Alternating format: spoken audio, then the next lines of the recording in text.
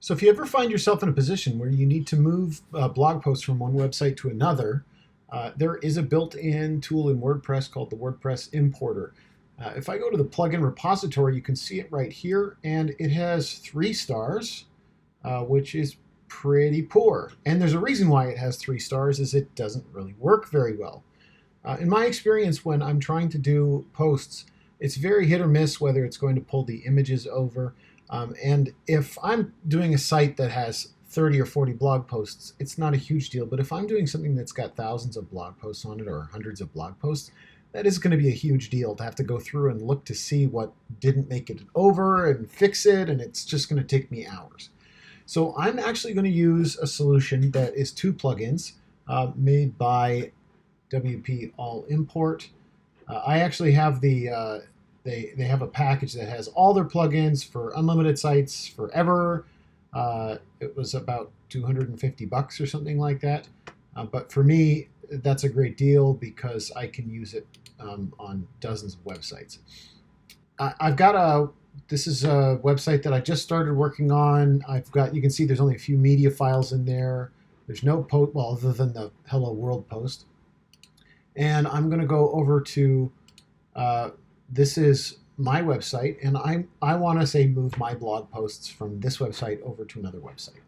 So I've installed WP All Export here, and I can say I'm going to do a new export.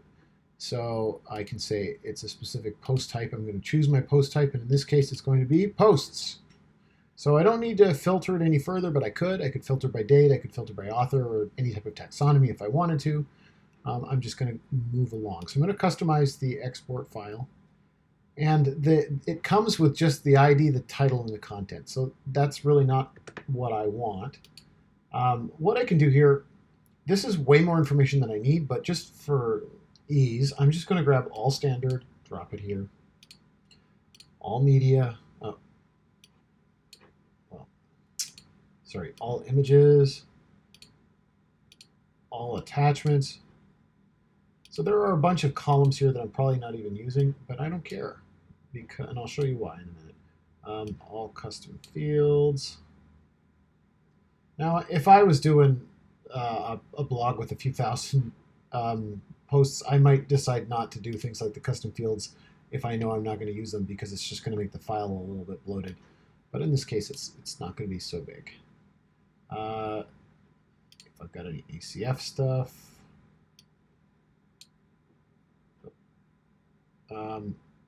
Yeah, that's fine. Okay, so there's my file. I'm going to continue here.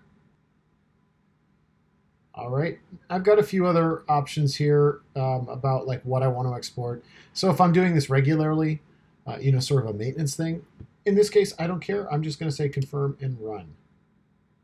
So it's going to take a second here, and it's going to create the file. Now it asks me what I want to do here. I can download this as a CSV file, which is great, but better here is a bundle. Now, this works because I'm using WP All Export and WP All Import together. If I didn't have them both, then I would go to the CSV. I'm going to go here to my blank site here, and I've already installed the WP All Import plugin. So I'm going to say I want to do a new import, and I'm going to upload a file. And I'm going to take my export file here, and I want to create new posts. And it's already going to do a pretty good job of matching everything up. So I don't have to map fields. I'm going to move along here. Now the one thing, okay, title, content, you can see, okay, it does tell me here that I don't have ACF Pro, and that's fine. I would have to install ACF Pro on this if I wanted to move over the ACF Pro fields. So I don't think I'm even using them in the blog posts. All right, now your unique identifier. I am going to change this because WordPress assigns IDs, and I don't think it's actually going to necessarily have the same ID. If I put this on a site like this one that has no posts, the numbers are going to be much higher than the IDs that it's assigning. I'm just going to say, you know what, I'm going to take that out and I'm just going to grab the title, and that will be a unique identifier. Now, if you have a bunch of titles that are the same on your posts, I don't know why you would, but you wouldn't want to do that. All right, then I'm going to go ahead and hit continue. And it gives me a little detail here. I can then just hit confirm and run.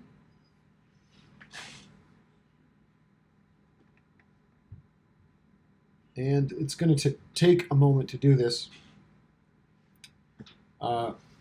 So, you know, sit back and relax. And maybe I'll skip forward when I edit this video. All right. So we moved over, in this case, 58 blog posts. So the first thing I'd point out is if I go to the media library here, you can see I've got all the media that came from those posts, which is really good because, you know, when you use the WordPress importer, you'll go to your media library and you'll find that you got almost no media, or you got half the media. In this case, it looks like we've got all of our media.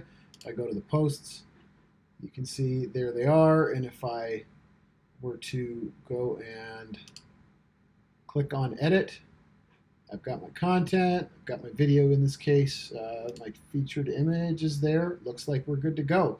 Now I don't have a blog post template set up in this theme yet, but I can start with my data already imported, which is handy.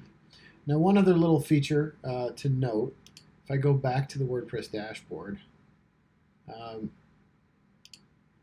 I don't want all my blog posts on this website, so I'm going to go ahead and hit delete. And it asks me if I just want to delete the import itself, and whether I want to delete the posts that were created, and the files and media. So in this case, I'm just wiping all this stuff off. I can just go ahead and hit delete.